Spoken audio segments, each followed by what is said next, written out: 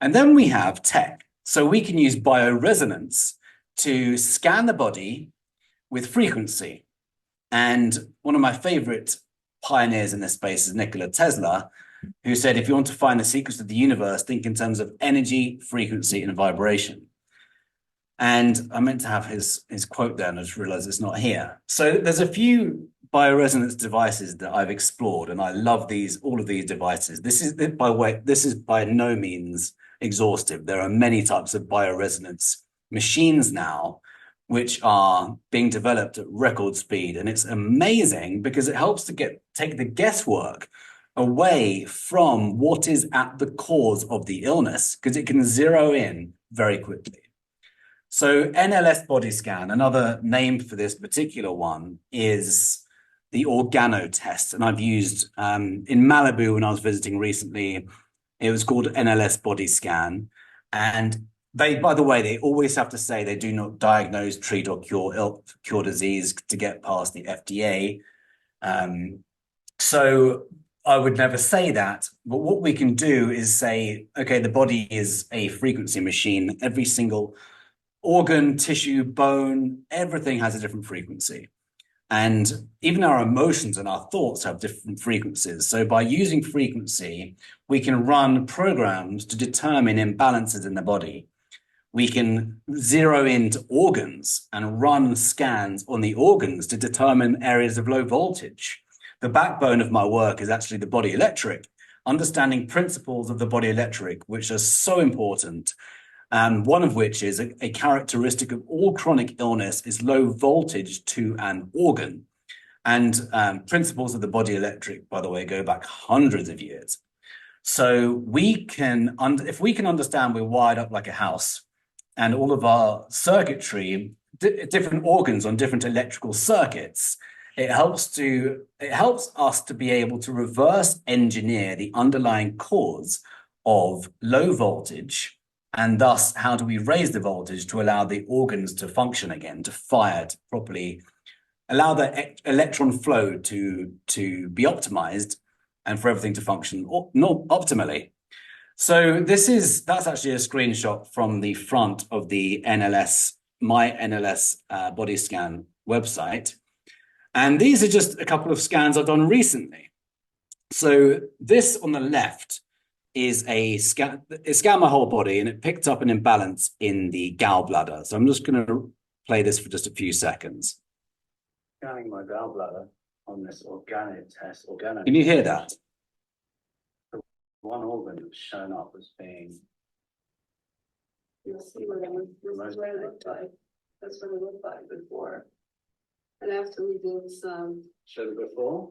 This is the before. Okay. These were your curves. You treated it for E. coli. Yes, we treated it with lethal therapy. We did 3 methodtherapy, and this is how it looks now.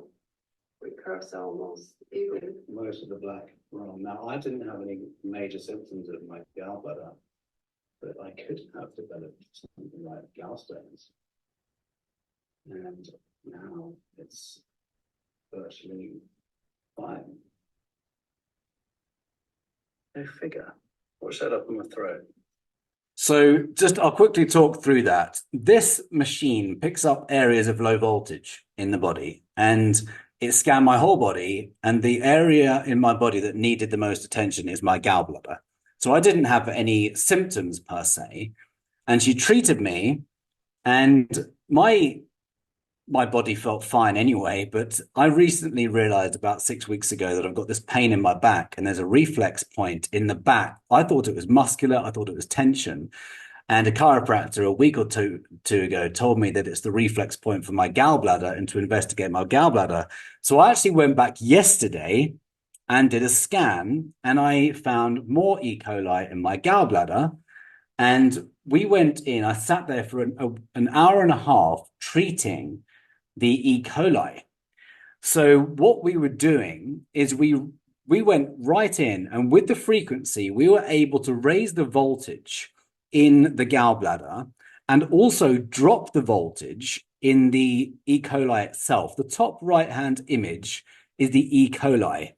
Because we can't zoom in enough, it's possibly hard for you to see. Areas of black are areas of very low voltage. Areas of yellow are optimal function. Now, with a pathogen like E. coli, we want the voltage to be low, but everywhere else, like the mitochondria, we want it to be high. And she treated me, one of my favorite healers here in Mexico, and we had about a 50 to 60% improvement in the session itself. And then she advised me to, from a dietary perspective, to drink certain things to heal my gallbladder with diet.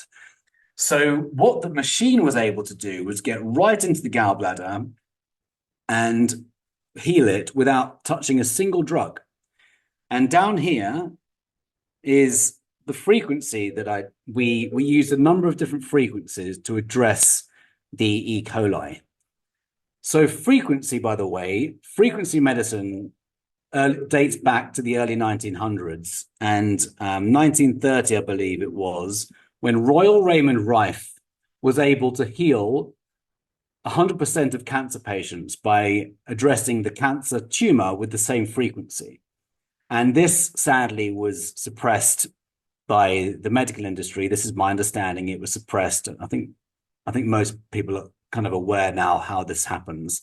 A lot of incredible technologies have been suppressed because they are not in favor of the drug and surgery model. I know it sounds conspiratorial. This is just my understanding in the last 10 years. And I'm just sharing what I know. So when we go back to frequency, we can understand what is at the cause of our challenges. So let's go to the next slide. This on the left is a brain scan.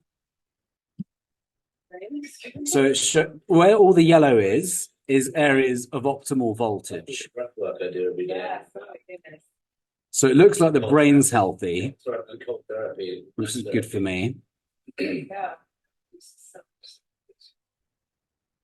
This is the NLS body scan in Malibu a few months ago.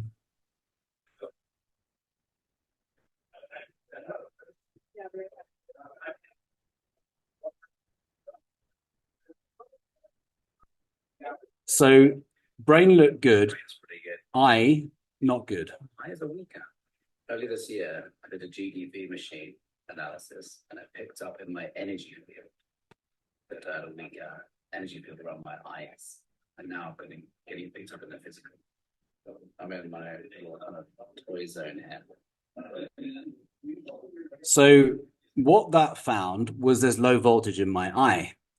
And interestingly, as I said in that video, a GDV machine I used at the beginning of last year measured my energy field around the body. If you're aware of Kirlian photography and the human energy field, a principle of energy medicine is the imbalances actually appear in the energy field first before they're made manifest in the physical. So this is a little video from earlier last year with the GDV machine measuring my human energy field. Drawing upon all kinds of principles from the likes of Dr. Jerry Tennant, Nassim Haramein, understanding quantum, understanding. Dr. Jerry Tennant is one of my favorite teachers about the body electric, understanding how we're wired up like a house, different organs and different circuits, and what causes the voltage to drop and how to raise the voltage again. We emit energy, and energy comes from our fingertips. Everything is resonance, frequency, and Chris is pretty advanced in this. We're going to be using a GDV machine, and it's called BioWell. You're just putting fingers on, and literally it measures the energy output with really photography. But I mean, your field it's really good. It's I like it. It's way above average. Oh, that's good to hear. We have that camera. It is definitely. Oh yeah, it is definitely way above average. It's you're definitely doing good meditation. Otherwise, there wouldn't be that balance. And then, again, I mean, here's nothing where there's not enough energy. And so then it is actually quite normal that there's still things that have the higher energy than your average, because of course the body is constantly healing and replacing. And I mean, Have you seen any organs that need any attention right now? and if we go into the organs and we, for example, then see where the biggest part is here, this one actually would be the only one which would be lower. So if we have something, it would be the eyes, and actually